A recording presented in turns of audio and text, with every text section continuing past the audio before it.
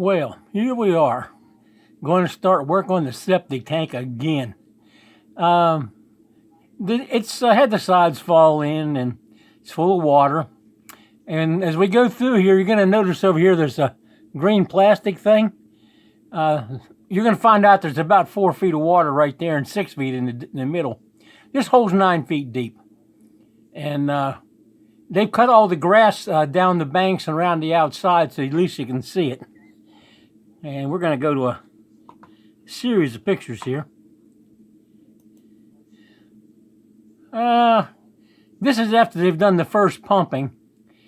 You can see that plastic up here just off screen. So they've taken 5 feet of water out of a 9 feet hole. Behind this is Benji. He's one of our prizes of our crew. They're all good, but he speaks English pretty much. Behind him is a tripod that they put together to bail stuff out, and the gimbal is going to fight with me all day long. I swear it looks like Boy's wife down in the bottom. I don't know what she's doing down there. I guess she's working. I didn't do the payroll, so I don't know how many people were working. Should have been 5. That's what we signed for it. Okay, they're almost done digging here. But we'll find other things along the way.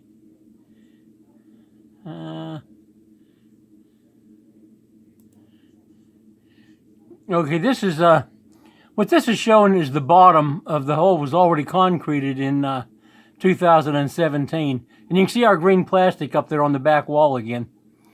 At this point, they're filling bags with this dirt because they're going to use it for gardening.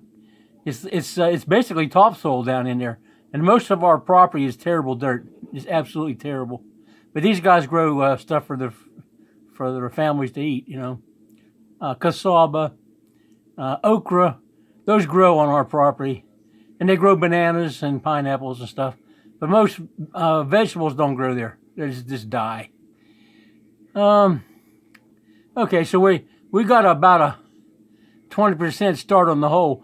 It's not so hard to dig because of the concrete being underneath of it. It gives you something to run a shovel against. Hole's getting bigger. And you can see about how deep it is up there. That's an 8-foot ladder, aluminum ladder over there. It might be a 10-foot. Let's just call it 8. I'm not sure. I haven't looked at it for a while. And he's looking up out of the hole. Somebody's up there.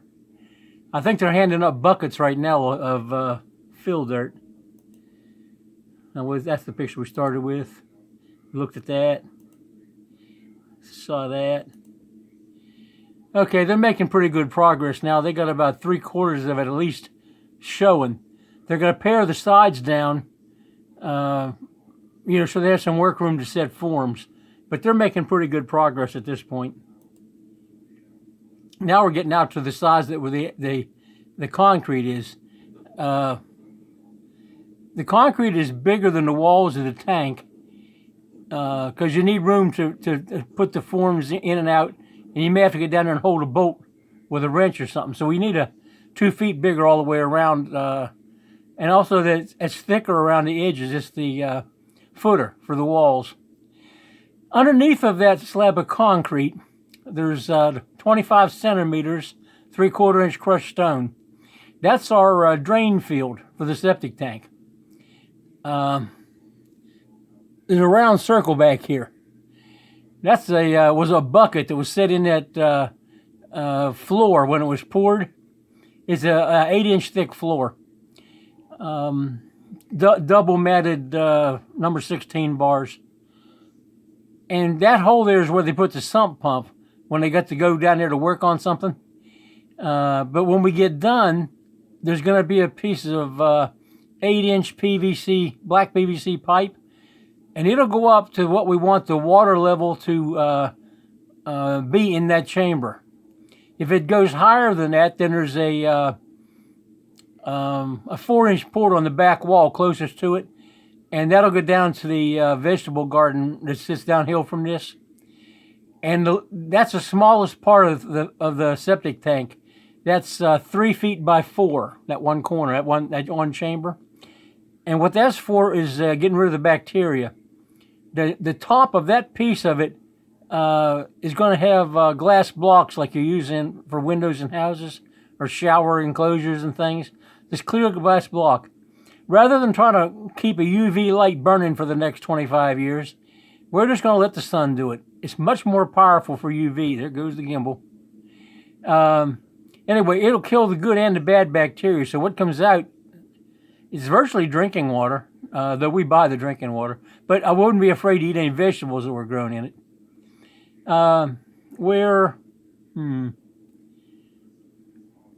That's faffing.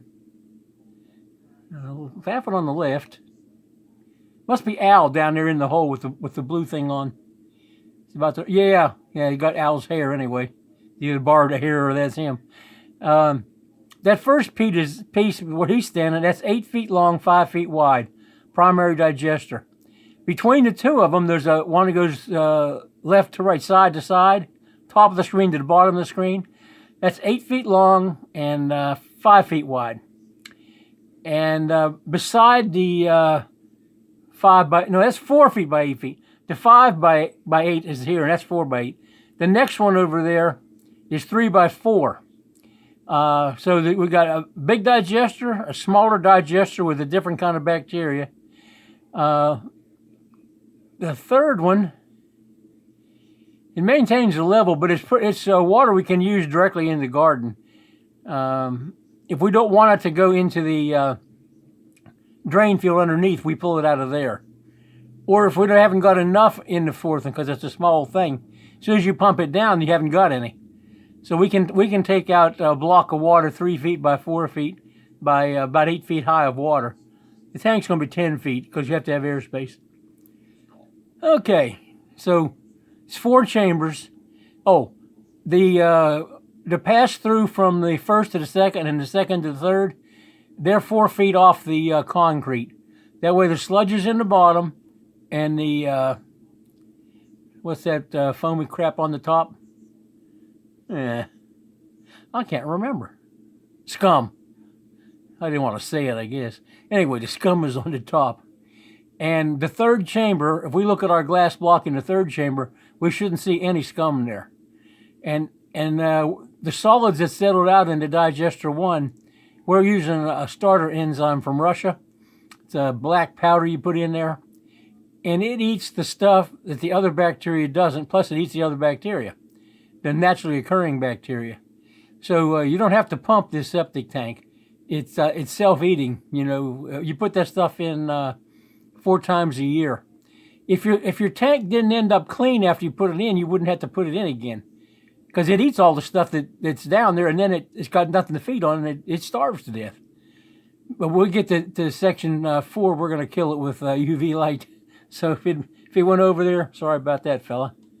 That wasn't the gimbal that time. That was my computer. So I won't accuse the gimbal this time. Let's see, where are we going here? Okay. These rebars were tied one wall at a time up on top of the ground, and then they put the 4 pieces down in there. They're spaced closer together at the bottom, and then they're 10 inches apart, close together near the top. The long vertical rods, they're, let's see, 9 feet and 11 feet alternating, because we don't need as much rebar near the top as we do down at the bottom. So we only have half as many of them clear to the top where they bend over to go into the lid, because you don't need it up there. Most of it's bent into the lid anyway. About a foot of it will be bent into the lid, and the other ones will be down below the lid. Anyway, that's the bottom half of the rebar. They didn't put the top half in because they have to climb in and out and carry the forms in, and buckets of cement and stuff like that. They'd just be in the way. We have a way to set them in there at the right height. And just laying here on the corner. See right here? This is what we call notched board. There's another one on the other side. Might see it better. Looks growing there. That's just 2x3 cocoa lumber. And we use notch boards for virtually every piece of rebar from the beginning of the build till now. We did all our floor rebar with it. You stand on the edge with the notches up. You put your lower set of bars in, just kick them back and forth till they fall in the notches. And then you put the ones on the top. You scatter them out, take your board and set it down over them, and run it back and forth like a concrete screed. And the rebars pop up into the notches. The ones on the bottom are really long, and then the ones on the top are about 5 feet, just like what you see there. But this one is a different notch spacing because it's for the septic tank. The rest of the house, all the walls, any place in the building, on any floor, any place you look, they start out at 3 inches, 8 inches. Wait a minute. 4 inches and 8 inches, and then 12, and then they go 10 on center, up till they get near the top of a wall, and then they go that same thing closer together. It's the same reason that you put your stirrups closer to the end of a beam than you put out in the middle. Yeah, we're gonna level up again. Now this blue stuff is what we call good wood. It's Nara. We prefer Nara.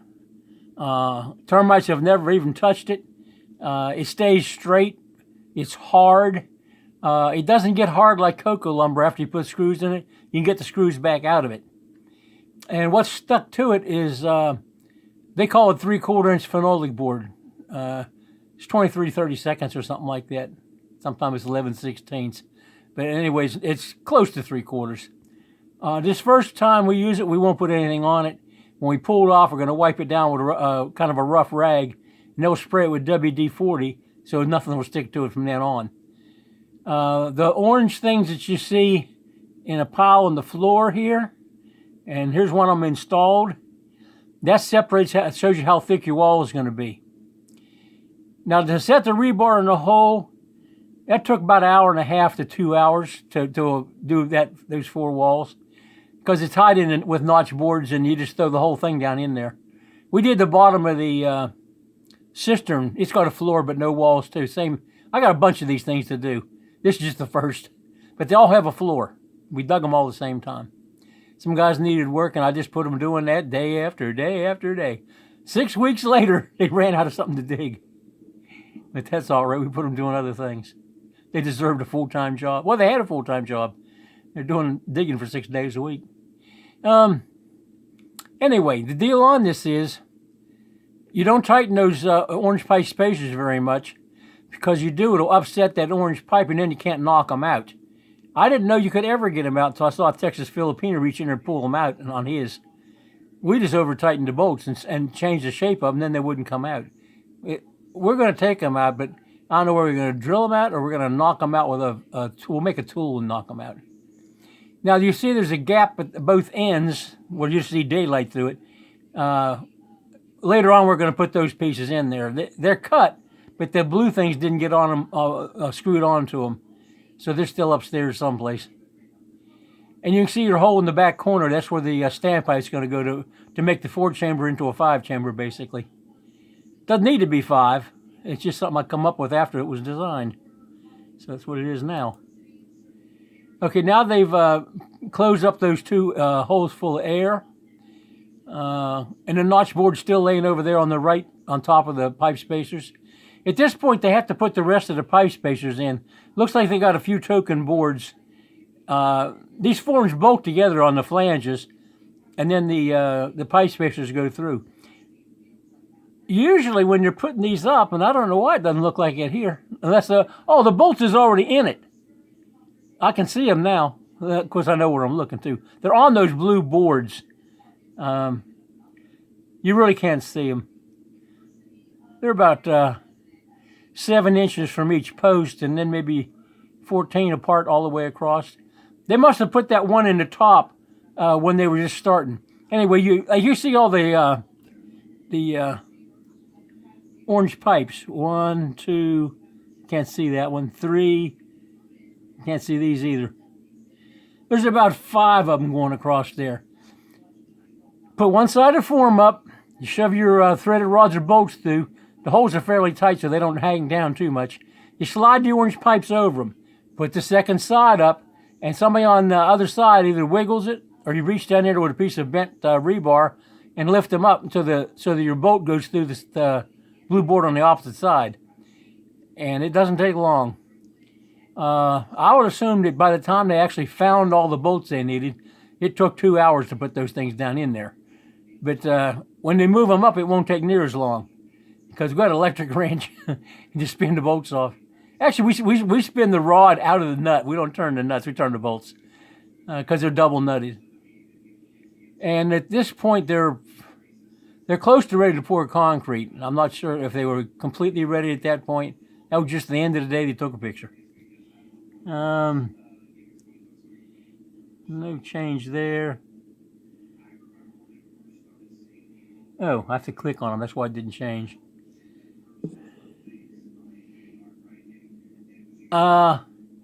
There's a bunch of water showing over in here.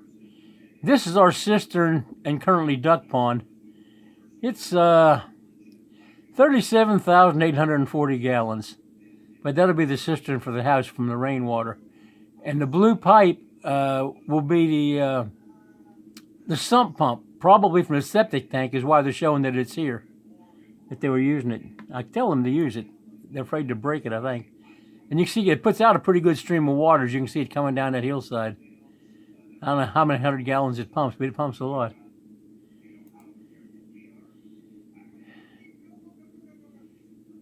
I guess he's down in here washing some dirt loose with the water once it's already flowing.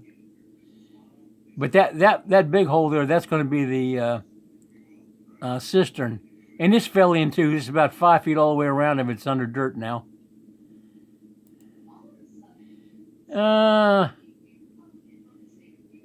We had to choose which motor to buy up in Manila. They're the same. It was 3,000 pesos different. One was used an hour to demonstrate a mixer for a customer for the mixer. And he went with a diesel engine. Or else he just didn't buy it at all. I'm not sure exactly.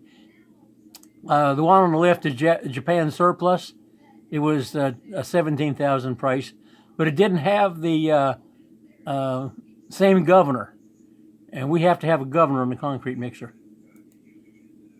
To sweeten the deal, they threw in the 300 peso, maybe it's 200 peso sheave. It's a 2-belt sheave, a B groove 2-belt.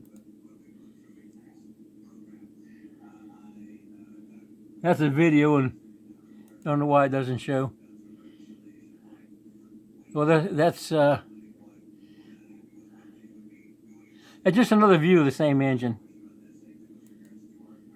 Another view. Photogenic, isn't it? Oh, okay. Here's a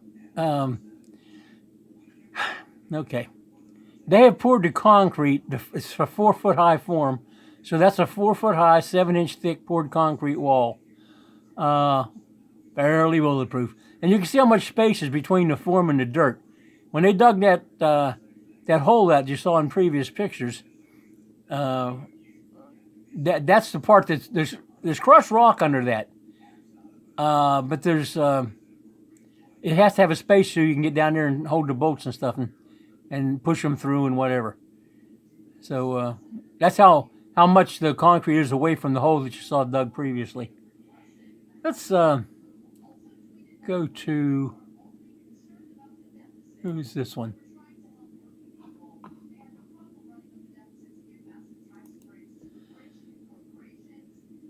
That's one of the guys. That's Boy with his turkeys.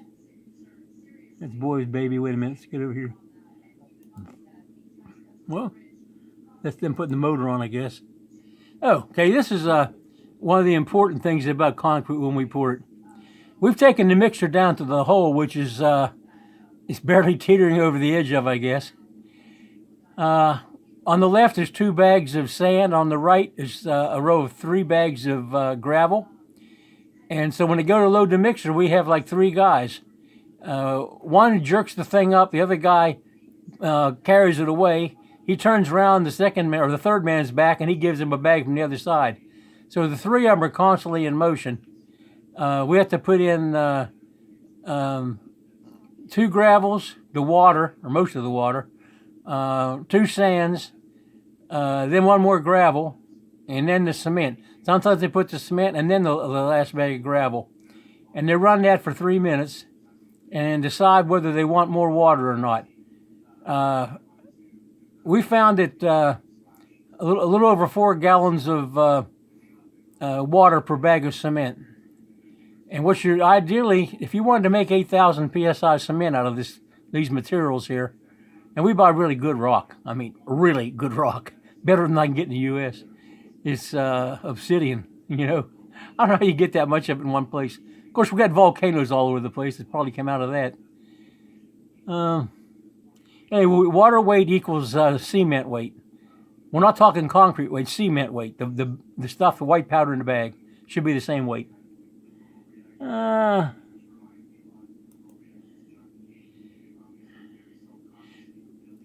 This is showing you that there's 2 barrels of water. We're going to mix 24 bags for this 4-foot high wall, and it will use most of a barrel. But you can see a little bucket floating on the second one. It's not totally full. It's down 3 inches from the top. The first one, they just run it over when they filled it. So we know we got 50 gallons of water in that one. And that's plenty. That mixer's was new in 2014. The wheels have fell off. One axle spud broke and the whole thing come off. The gears went out of mesh. And 1 or 2 other little things. Oh, the thing that locks the drum from flipping upside down. The welds broke on that. So we put new bearings in the wheels that fell off. And we have a twin to this mixer. We bought it a year later, so we'd always have 2. One quit, we just go get the other one. That one's the one that had the spindle fall out of the pipe. So we took them out and basically made new spindles for it out of 1.15" cold rolled. And we didn't put bearings back into tires. On that one, we put steel bushings with grease. Because we don't take these things on the road. All we have to do is roll it around the site and roll it up and down the staircase over there. It's got wide places on the side of the stair. So it's never going to leave this property. It's not for sale. I don't need ball bearings. Now, all the problems with the wheels, the bearings, the axle coming out, that's me. I did that. And the reason it happened is I happened to buy a mixer where the tires held air. I pumped them up. Well, they're not supposed to be pumped up. They're supposed to be semi-flat. That's the suspension for the mixer. They have leaf springs under them, but the leaves are welded to the axle or they're welded to the frame, and the leaves are welded to each other. It's not a spring. It can't give. It's absolutely solid that looks like a spring. Somebody didn't understand how springs work. No shackles, just welded on the spring. Had to cut all that mess off with a cut-off wheel and an angle grinder. With this thing balanced on a bunch of concrete blocks, and if you've seen the blocks over here, that's not where you want to be, is underneath of that thing. The gears going out of mesh, that's common. Happens at 84 to 86 bags from new. It goes every time you turn it over.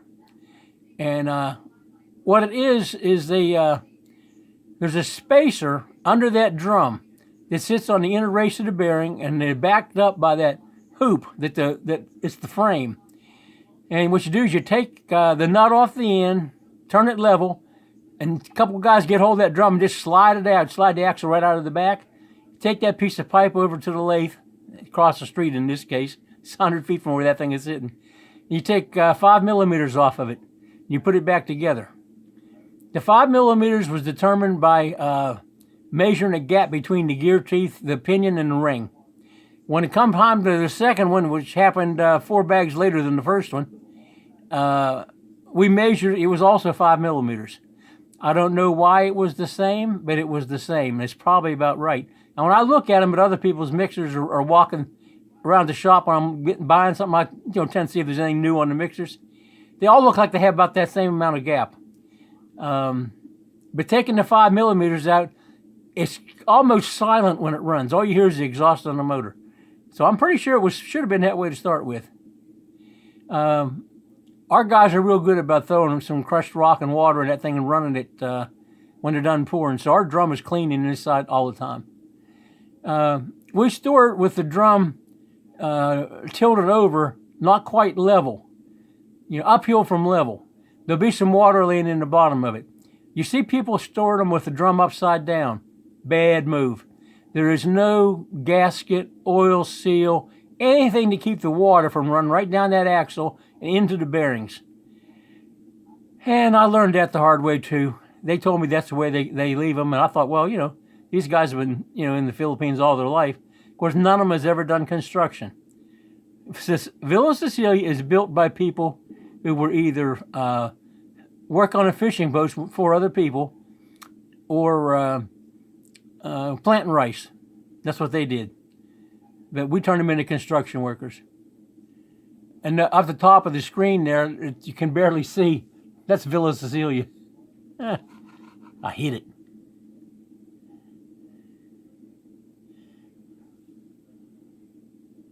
I don't know if there's anything else we need to look at on this. I think I beat this to death. That's getting ready to put the motor on. That's the motor. Food. Voice baby. Turkey on some eggs. I'm not sure what that is. Oh. This is what our windows look like in the house. Now, I'm not sure what room. Okay, pantry. That's in the pantry. I can tell because this what looks like somebody standing there.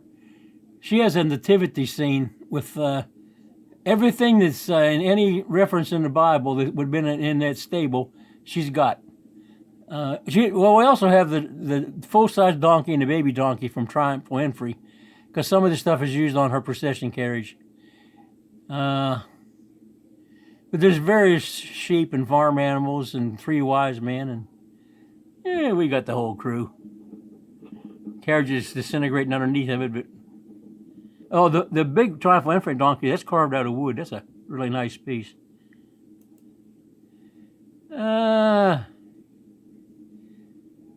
Kitchen.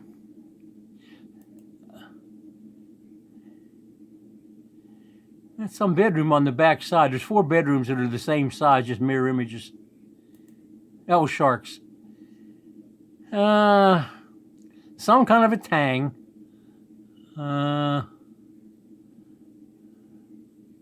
Bedroom 4. Bedroom 2. 1 is the master bedroom, and 2, 3, 4, and 5 are family bedrooms on the back. The house girl lives back, or is going to live back there. That's another kind of a tang.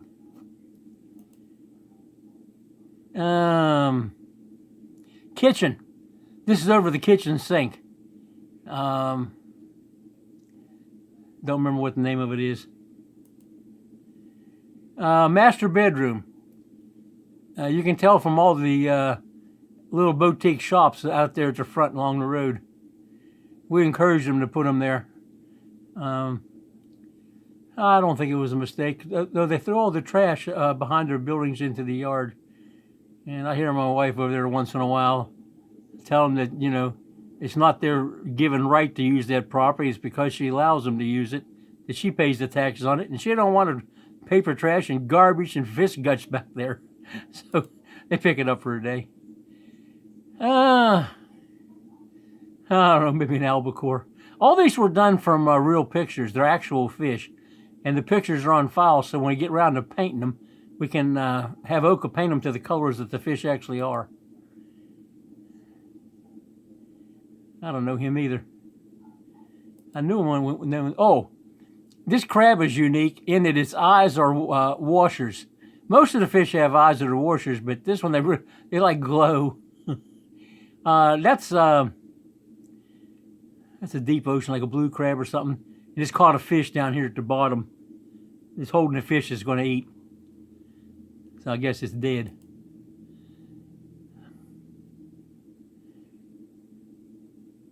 I don't know. It looks like he's being chased by somebody. That's just some of the. If it's a fish, it's on the first floor, the main floor, the living area. What's upstairs has only got 8-foot ceilings. The rooms are irregular as hell, and they're like a spline on a shaft. They're to hold up the center of the roof, that big spider beam. These things are held in the wall with 1, 2, 3, 5, 7, 3, 6 bolts. The bolts have Allen on one end and Torx on the other end, except that they're like 3/4 inch bolts. The one on the back side holds a tab, and that tab has got a piece of number 12 rebar on it, welded to it, and it slides into a hole in the concrete window frame. So if you take the bolt out, the tab stays there, but you can lift the tabs out if you want. And using Allen bolts and spline drive for the two ends, it's going to take somebody with a serious tool set to take the bolts out. So I imagine they would just take a hacksaw and cut some of the artwork out of the middle, or cut all the artwork out. Just saw a hole around the flat bars and they could get in there. You're only trying to keep out honest people. Not trying to worry about criminals. They're going to get in anyway.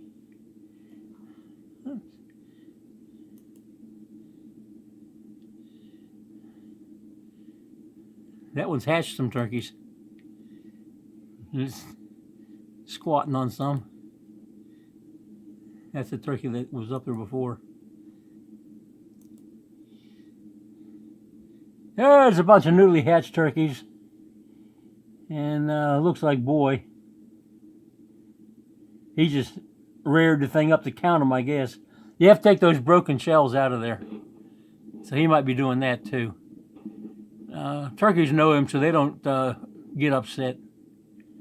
They think he's his daddy, their daddy. And we're back to digging. Okay. We're going to call this a video. So, y'all have a nice day. Pray to the Lord tonight. And we'll see you later with a video on how you calculate the rebar to put in your ceiling or your suspended floor. A floor that's just on the walls, it's not laying on dirt. And it's the same, it's exactly the same calculation, same method for tie beams, like that goes around top of your walls. Okay. Bye. See if I can turn this off.